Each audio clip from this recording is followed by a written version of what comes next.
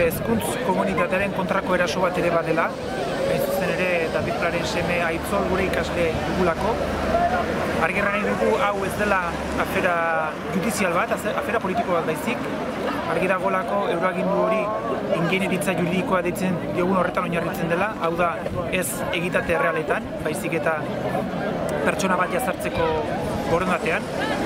Eta hain zuzen ere David Pla ikono bat da, borroka armatuaren bide albo batera utzi zuen eta utzi zuenean komunikate hori irakurri zuen pertsona delako, eta ikusten dugu ikone horren kontrako jazarpen dinamika baten ondorena dela.